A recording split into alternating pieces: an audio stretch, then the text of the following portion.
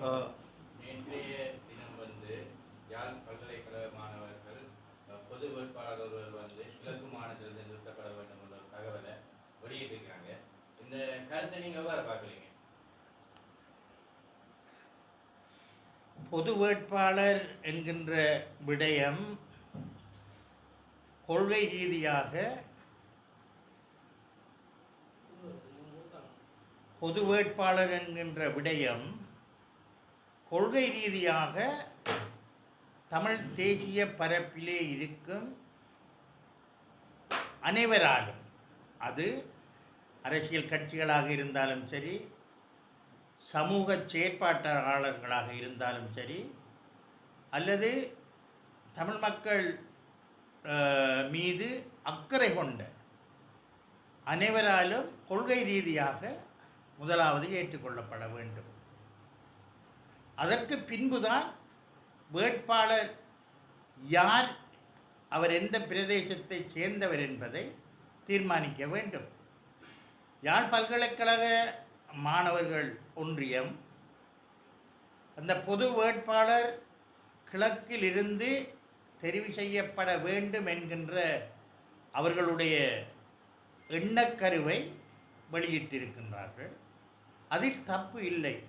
அதற்கு சில அரசியல் காரணங்களும் இருக்கலாம்.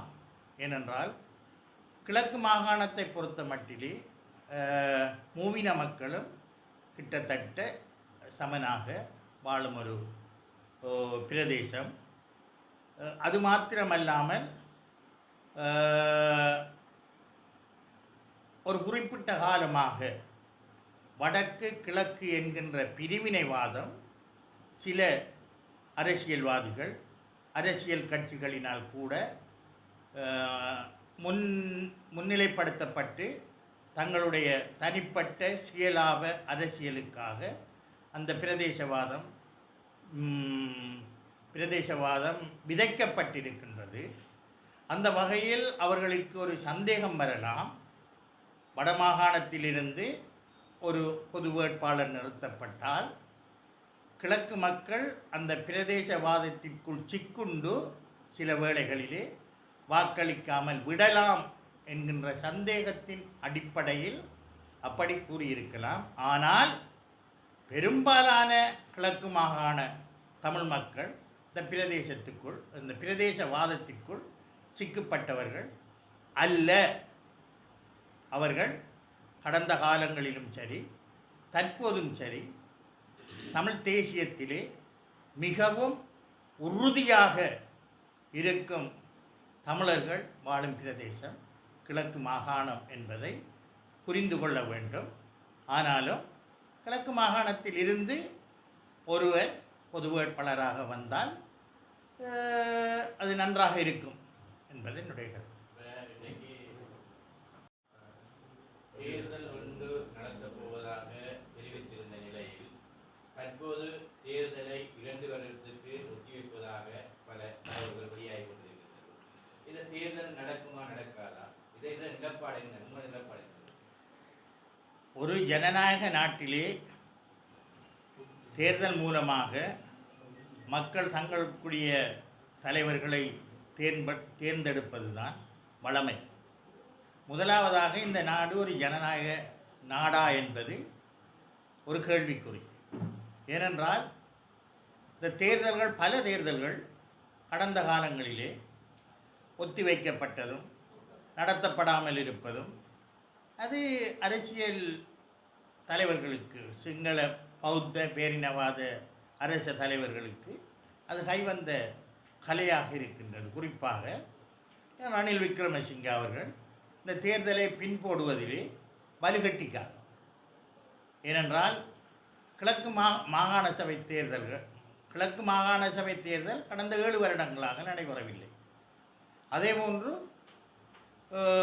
9 மாகாணங்களிலும் இன்று தேர்தல் நடத்தப்படாமல் மக்களுடைய பிரதிநிதிகள், அரசியல் பிரதிநிதிகள் இல்லாமல் ஆளுநரின் கீழே தான் இந்த 9 மாகாணங்களும் தன்னுடைய நிர்வாகத்தை செய்து கொண்டு வருகின்றது.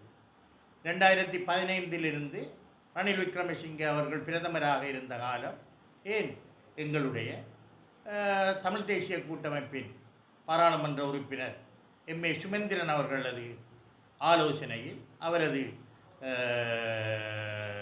வழிநடத்தலைத்தான் அந்த மாகாண சபைக்குரிய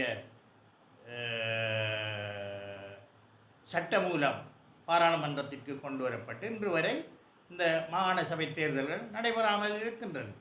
அதேபோன்று 2023 வேட்புமனு கோரப்பட்டு தாக்கல் செய்யப்பட்ட உள்ளூராட்சி மன்ற தேர்தல் காலவரையின்றி ஒத்திவைக்கப்பட்டிருக்கின்றது.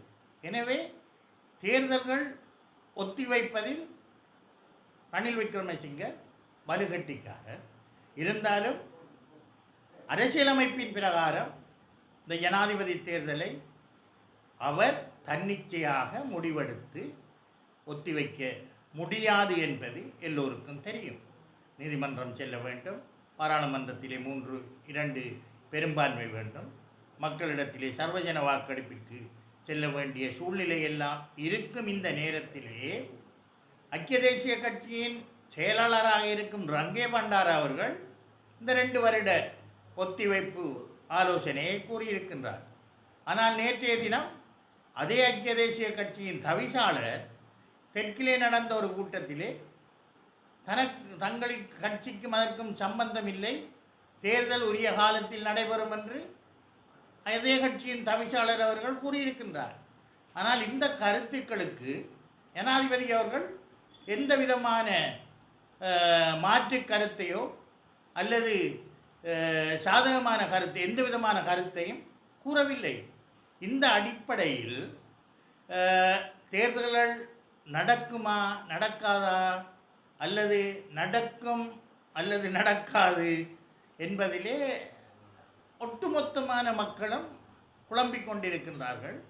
ஆனால் ஒரு ஜனநாயக நாடு என்றால் குறிப்பிட்ட காலம் மக்கள் ஒருவருக்கு ஆட்சி அதிகாரத்தை கொடுத்தால் அந்த காலம் முடிய மீண்டும் மக்களிடத்திலே அந்த அதிகாரத்தை பெறுவதற்கு தேர்தலை நடத்த வேண்டும்.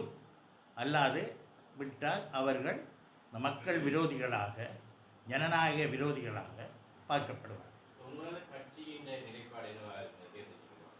தேர்தல் நடக்க வேண்டும் என்பதில் நாங்கள் எந்த மாற்று கருத்தும் இல்லை. எனக்கு மக்கள் ஒரு குறிப்பிட்ட காலம் தங்களுடைய மக்களது பிரதிநிதியாக செயற்படுவதற்கு காலத்தை தந்தால் அந்த காலம் முடிய அந்த மக்கள் மீண்டும் அது எனக்கோ இன்னொருவருக்கோ இந்த காலத்தை கொடுக்க வேண்டும். எங்களுடைய கட்சியின் நிலைப்பாடு உரிய காலத்தில் உரிய தேர்தல் நடைபெற வேண்டும்.